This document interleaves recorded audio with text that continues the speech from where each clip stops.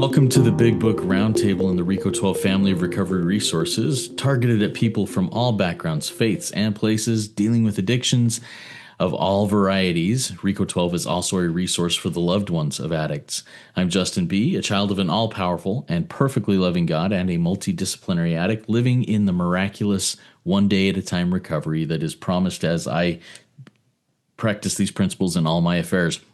And I'm joined today, once again, by two of my favorite people in the world, David G. and Nikki M. And the three of us are also striving to live in that miracle of recovery one day at a time. So why don't we have, David, why don't you introduce yourself along with maybe a recent insight into your recovery that you've had recently? Yeah, absolutely. Thank you, Justin, for your service. And thank you, Nikki. It's always good to be with you at the round table, or any table for that matter. She's always the prettiest gal in the room, so I'm excited to be here with you guys. I'm David G. I'm an alcoholic addict of many sorts. I've been given the gift of recovery since August 8th of 1994. And just recently, I was approached by a Southeast Asia group. You know, the book says create the fellowship that you crave. And I've, by the grace of God, been able to do that over the last 6 or 7 years. But I was approached with them about going through the very chapters that we are here now. And really excited to get that journey started so that a lot more people on that side of the world can listen in as well, gain experience, strength, and hope. But today I'm focused on what we do right here with the people that I'm doing it with. So love you guys. Thank you. Thank you, David, and thank you for sharing that. And I'll put the details of that series that you're doing in the show notes of the Big Book Roundtable. So if anybody out there is interested in joining that, it will be on Zoom, and you can check that out with David as you look through that. Nikki, why don't you tell us a little bit about yourself and an insight you've had in your own recovery here recently? Well, hi, everybody. I'm Nikki M., and I am the prettiest woman at the table because I'm the only woman at the table, which is awesome. And I do feel beautiful inside and out because that's how this is what that book does. And a recent insight is that, you know what? It's awesome. And I'm grateful you asked this, is because this journey right now, after 14 years in the rooms, I'm realizing it's all about remembering who I am.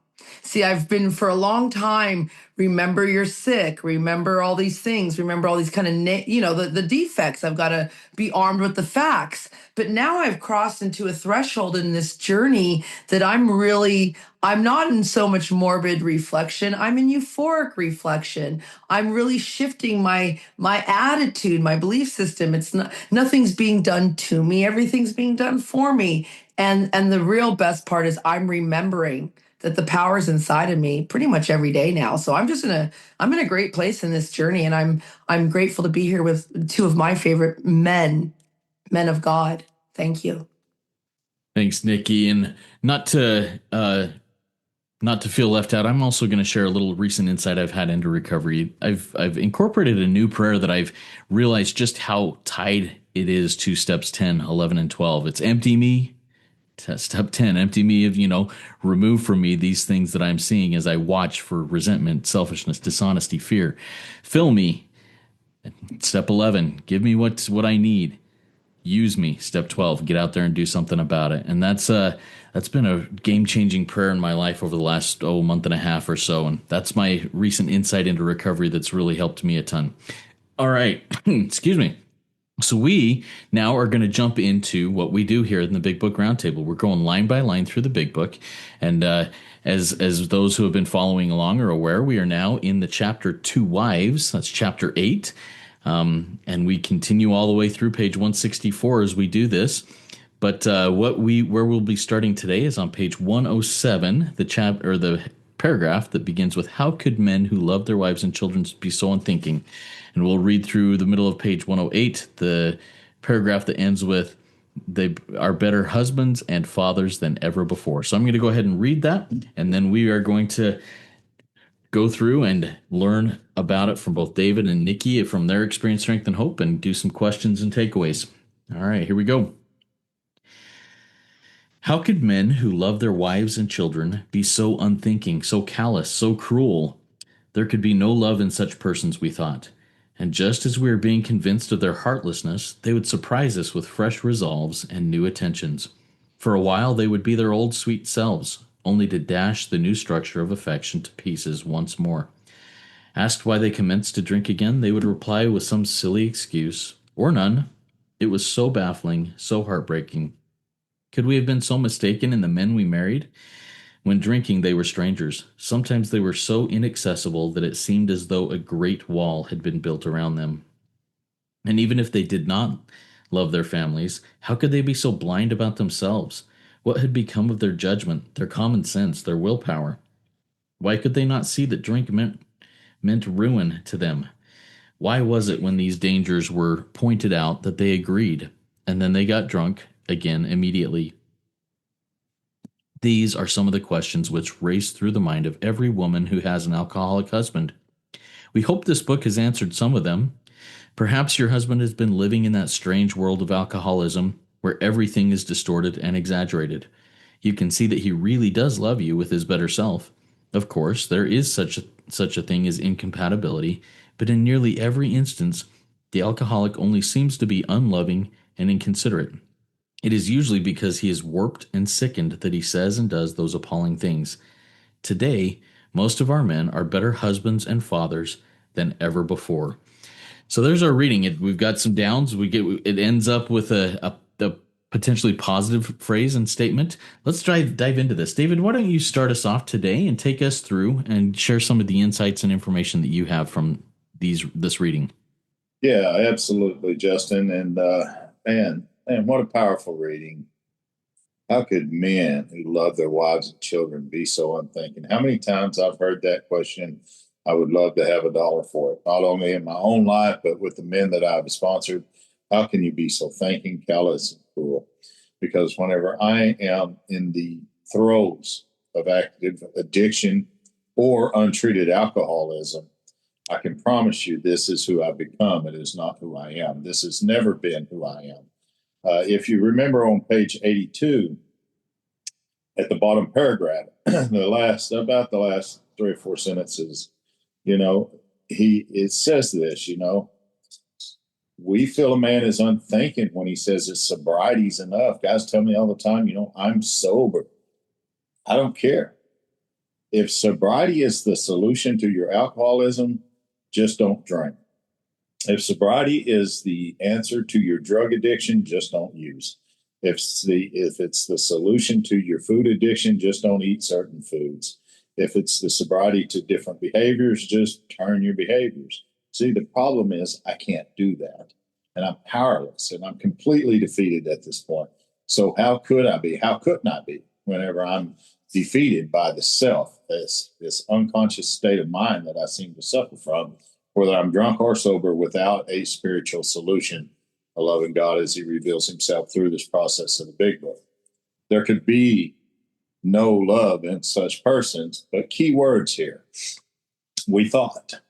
Now their thinking will change as well. I can tell you my wife probably thought that too 7 years ago. She absolutely did. At 25 years sober, I'm dying in rooms of Alcoholics Anonymous. I've got all these good things to say. I can talk the talk. I can do this. I can dress a little nicer, behave a little better in front of certain people. But you get us alone one-on-one or get me in a fit of anger, and I promise you, I am not a lovely person at all. And even to this day, once in a while, I would find myself, not so much anymore, thank God. I've really grown out of so much of that now. But I love that. We thought. Because if my thinking needs to change, and page 27 of this book absolutely tells me that that's going to be the solution to this deal. Just as we were being convinced of their heartlessness, now they're being convinced from where? From a state of mind that they are living in as well. So if I am suffering from untreated alcoholism, so is she. And my wife will tell you today, one of the greatest things that happened out of all the misery, out of all the heartbreak that happened to us over 7 years ago now, is that she realized, you know what? I've been depending too much upon David as my higher power. I need to step back. God, you have a plan for me. Reveal to me what that is. I am a 27-year member, she said to herself at that time. She was 27 years sober in Alcoholics Anonymous. She says, I've always depended upon you. Why in God's name would I turn and start depending more on him than on you? So she learned a good lesson out of that too. But she was convinced of my heartlessness. I can remember the night that this was all revealed. I was so sad, so heartbroken, sitting there across from her crying.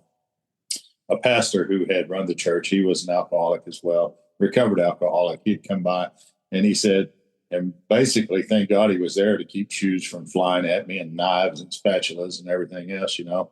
But he said, David, if you could say one thing to her, what would you say? And I said, that I love you, that I really never meant for any of this to happen. And I could just see her shaking her head like, how could you love somebody and do what you did? But she didn't understand the disease of addiction at the time. Today she does, thank God. So just as we were being convinced of their heartlessness, they would surprise us with fresh resolves, new attentions. I would buy her all kinds of new clothes, take her on different trips. I would do it. Today I get to do that with no motive. None. We booked a train ride, a 3-hour train ride through the Ozarks this coming Saturday. It's going to be a beautiful time, lunch on the train. And these are things that we get to do without any motives, you know.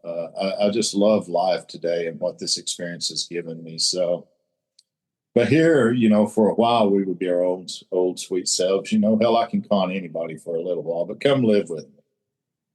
What you see me here is for an hour. Come be with me 23 more hours. You know, that's where the real story is to be told. Asked why they commenced to drink or act out again, they would reply with some silly excuse or none. Hell, I don't know any more than you do. I mean, I've been reading this book with people for a long, long time. And I was just looking at this a couple of days ago with a sponsee of mine on page 23 about the second to the last paragraph. Once in a while, he may tell the truth, but the truth, strange to say, is usually he has no more keyword idea why he took that drink than you do. Some of us have the excuse that we're satisfied with part of the time, but in our hearts, we really don't know why we do it. And the reason that I don't know why I do it is because it's not me doing it. It's a condition of mind that lives as me. It's directing my thinking. I'm taking actions based on that unconsciously. And the outcome is very deadly, very devastating, baffling, heartbreaking, it says here on page 107. How could we have been so mistaken about the men we married? So when drinking, you know, they're strangers. In untreated alcoholism and addiction, I'm a stranger. I just am. You know, I reside here. I don't live here. And so bottom paragraph, even though they did not, and even if they did not love their families, hell, that's hardly the truth. I've never met an alcoholic, an addict that did not love his family. He loves himself a hell of a lot more in that state of mind. But I can tell you, I've worked with thousands of people who were brought into our way of life because of their families, not the opposite.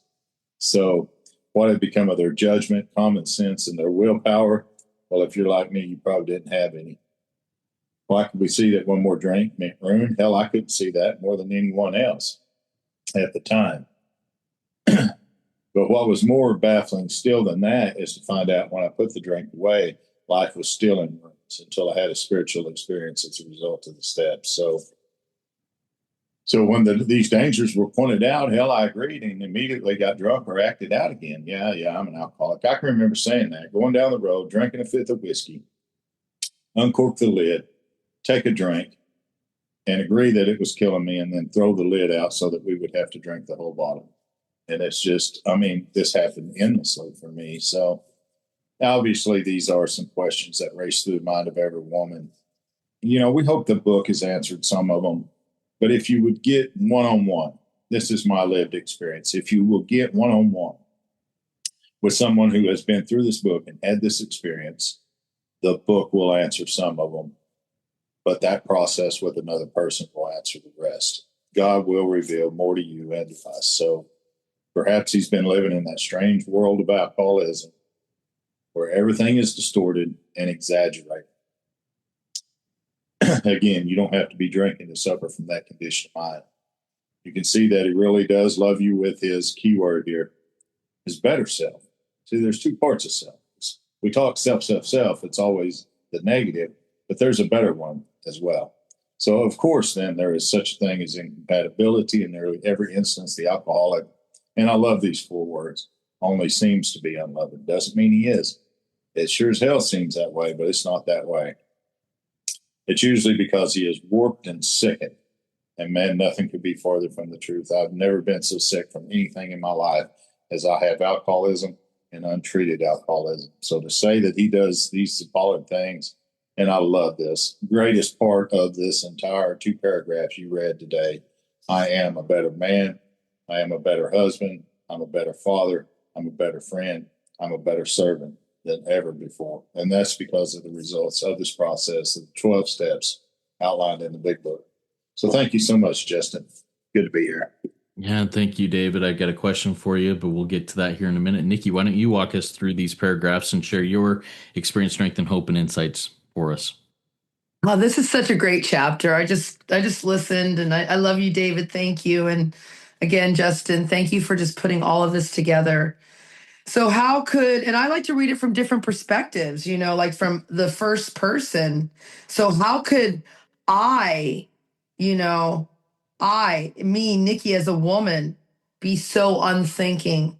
How could I be so blind in my life? How can I be so callous and cruel to my children? Sober, because let me go deep. Al Anon is my first room that I walked into 14 years ago. But in those rooms, I discovered I also was a sex and love addict. And then I see a lot of my friends in those rooms discover they have eating, or they have shopping, or hoarding, or scrolling. I mean, gambling problems, bingo too much, you name it, we have it, all the process addictions. So you don't need another chapter. You don't need all the process addictions out there. Sex and love addicts, this is your chapter. Read it from the I person. Food addicts, this is for you. How could we have been so unthinking, so callous, so cruel? There could be no love in such a person. Why? I'm not armed with the facts of alcoholism.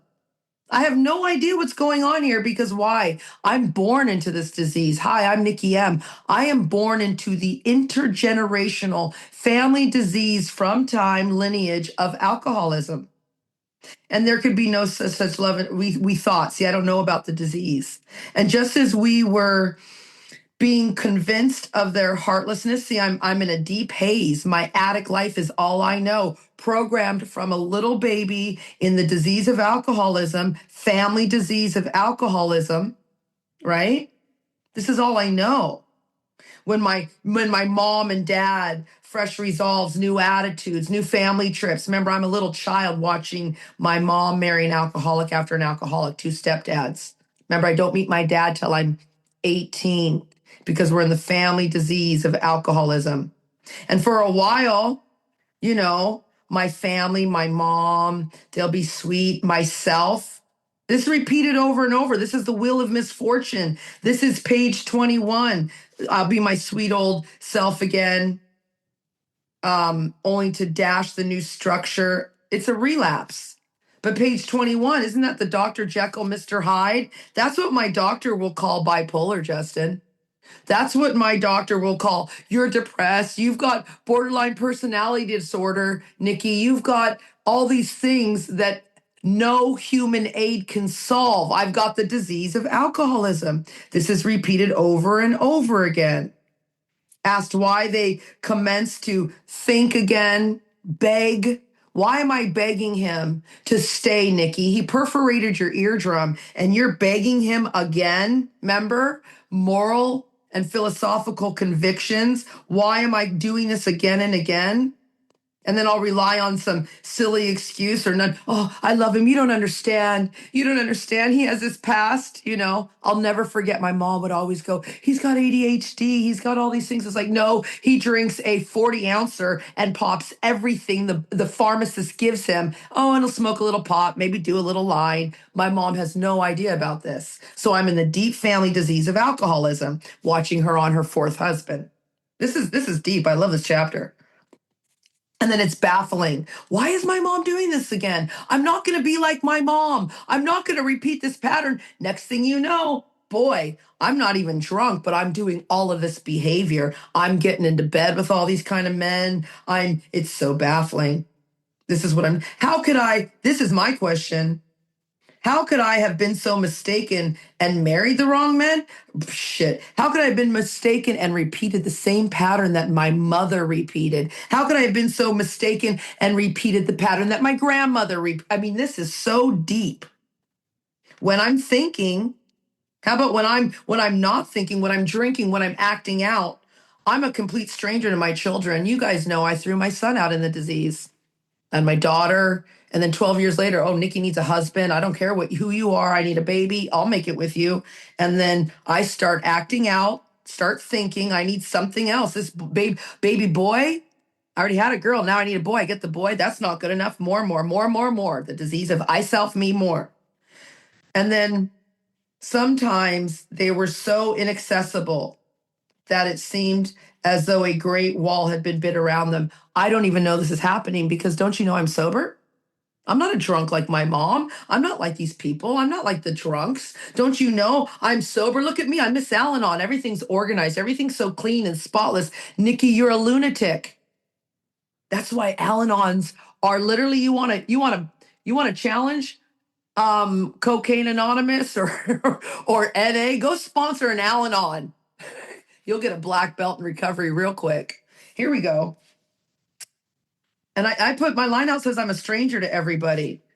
And even though I love what David said, that's a lie from the pit of hell. I believe everybody truly loves. They just don't know how. They've been so blinded, not about themselves, about the disease of alcoholism, because what drives us? It's certainly not love, it's self. It's the 100 forms of fear, self-delusion, self-seeking. What had become of their judgments? They don't have any.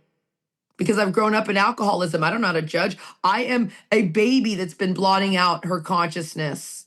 My common sense, I have none because this is my normal life, alcoholism. My willpower, man, I have none because I've been beaten down by this disease in utero. And I'm not blaming. I'm grateful for all of this because, man, I got a lot of power today. Why could they not see that drinking alcoholism meant ruin to the family to them? I can't see it because my addict life is all I know. I'm repeating it with my children sober. Al-Anon, this is serious.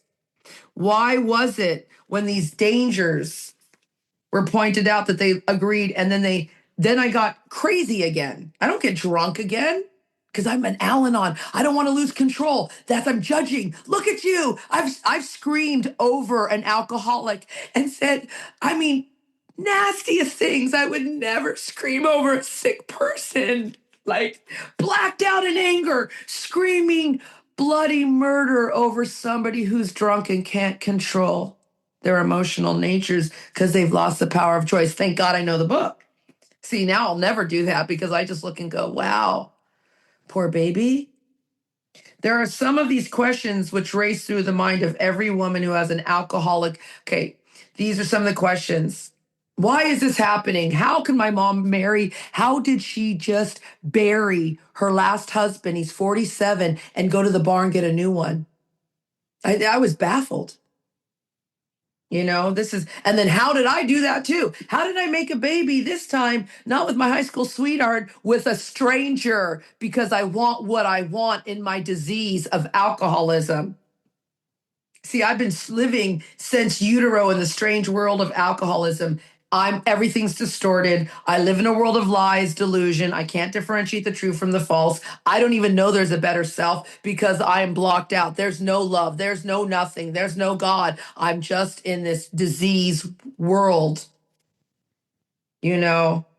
And it only seems, yep, I love that one too, David. It's fake news. Because alcoholics are the most special people I know. Addicts are the most amazing star seeds that have come here. They forget who they are. We start blotting out our consciousness. We forgot we're on a mission on the planet Earth to wake up people and love each other. And so today, I'm a star seed. I'm not even human today. See, I live in it. My line out here says, today, most of our men are better husbands. Today, most of the people I know are better than ever before because they entered the world of the spirit when you work this program. You get a whole new set of belief systems and a whole new dream world that comes to life because I have the power. It's inside of me. If I tap it daily, I can be the best I've ever been in my higher, better self. Thank you for the reminder, you guys. Thank you, Nikki. All right, I got a couple of quick questions for each of you. David, question I have for you is you said at the beginning of this reading, it's who I become. It's not who I am. How could we be such, how could our spouses, how could people in our lives, how could we become this way? But it's who I become. It's not who I am. Dive a little bit deeper into that. Yeah, absolutely. And if you guys had followed us in the earlier recordings from the title page all the way up to chapter 7, we've seen that the self is really what dominated us unconsciously. We really didn't even know we had this. I mean, we know that something's wrong with us. We know our ego is out of control. But really, what drives us is that 100 forms of fear, self-delusion, self-pity, self-seeking. This is what my identity becomes, and I don't even know that's happening. When a man abused me as a child, he molested me, he beat me, he did those things for years and years. I really, in my mind, I became a victim of that, and to some extent, I was. But there was a day that he tried that behavior, and I hit him in the head with a stick of wood, and it killed him. And they sent me to jail. So who I became was somebody that you never messed with, ever. If you did, I'll kill you. That became my idea of who I was and all of these other things. So this is who I became. So it's not who I am. Who I am as a child of a loving God, the Most High God. I'm redeemed. I'm forgiven. I'm saved. I'm all of these. This is who I am. But that's who I thought I was. But that's not who I was. That's who I became. And that I became that based on a narrative that lives within. And the book is full of places to look at that. We agnostics at the bottom of page 53. Let us think a little more closely about it. Have we not been brought to where we stood by a certain kind of faith? That's not talking about faith in God. That's talking about faith in the God of reason.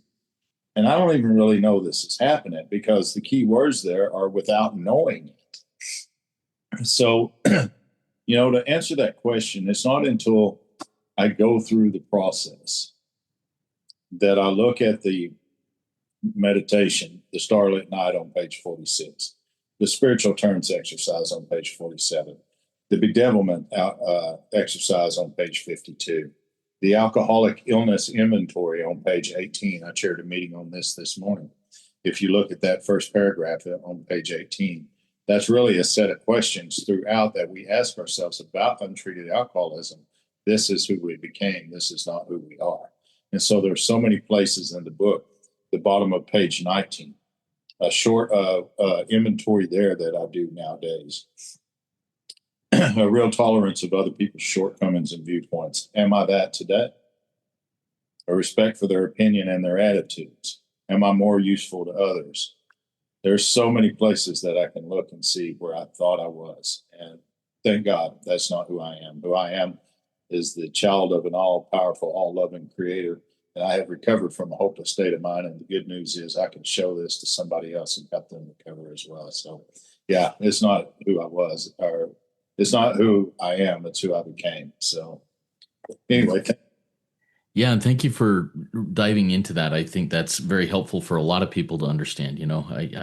For me to be reminded of. Thank you very much, David. Nikki, the question I have for you, and this is something that you talk a lot on, is the family disease of alcoholism. And you talked about, I was born into multi-generational alcoholism. So talk to me a little bit about the repeating patterns of that and how you break that cycle so that it doesn't have to continue. Tell me your experience with that. That's a great question. Thank you. And well, how do I break the cycle is that I make a decision daily to live this lifestyle because I'm armed with the facts of alcoholism. So that's a great question. I think everyone needs to ask themselves that question. See, it's intergenerational. My grandmother, she was adopted. She doesn't know who her parents are. I can only imagine, right? Then she has my mother. My mother is an affair. So my grandmother was doing her thing. And my mother's a bastard. Let's just use the terms. My grandmother's born a bastard. My mom's born a bastard. My mom wasn't married to my dad. I'm born a bastard. And my daughter, and we laugh about it, she's a bastard. So my daughter refuses to make a baby out of wedlock. So there we go. There's one chain being broken. I called her yesterday, Justin. She moved from Napa Valley to Nevada City in a small little house and like just a little town. You guys should Google it. It looks like the sweetest town in America. And I called her and she said, I'm on my front porch reading my Bible. My 33-year-old daughter was on her porch reading her Bible. My mom wasn't on her porch reading her Bible at 33. My grandmother wasn't. I wasn't, but my daughter is. Is everyone hearing that loud and clear? My daughter is on her porch. My daughter just recently lost her job. And you know what? Not for many things. They were downsizing, and she's not going to go get another job because I've changed our family, higher self, higher thinking, because I'm not getting a job. I've explained to her that programming doesn't work. She wants to be a mom. She wants to be a wife. Those are the most important things. So how did I change that? Is that those are my values now, and they're coming up to her. This is a miracle, Justin. Like, this is the miracle. My daughter is not repeating the curse, the alcoholism. She's awake to it. We talk about it. She was on our podcast, Justin. You're seeing the miracle. So if anybody's out there going, how do I break 4 generations of I use the word in fun bastards and being, and all these things of alcoholism. That's what we're here for. How do you break it? You come in here and you do what my friend Justin B says. You sit all the way down. You do what my friend David G just says. Man, you go deeper and deeper into this work, turning every sentence into a question and self-examine yourself and your family, because you can make, you out there listening can make radical changes for your family. I'm doing it, Justin. Thank you for the euphoric recall. Thank you, David. Thank you, Nikki. Let's go into takeaways, and I'll start off with my takeaway from this. It's that last sentence. Today, most of our members, most of our people, most of the people we work with, men are better husbands and fathers than ever before. I am so grateful that as I, once again, practice these principles in all my affairs, as I work with others, as I do these things that I'm learning in this book of Alcoholics Anonymous, I am becoming a better person than I ever was before. I'm becoming who I am rather than who I became. And that's a takeaway that I've had. David, how about you? What's a takeaway for you from our conversation today? Wow, there are so many. Thank God that we are not who we thought we were. I mean, if you're hurting, if you're suffering from this, just remember, that God loves us no matter what. This book has shown us that over and over and over. We wouldn't be here today without it. I'm just so grateful for, the nuggets that are in the book. I guess what I would say more than anything, that the takeaway from our conversation today is give yourself a break. You will hear in AA or other fellowships all the time, keep coming back. Erase that. Just stay. Don't keep coming back. Just stay. That's all you got to do.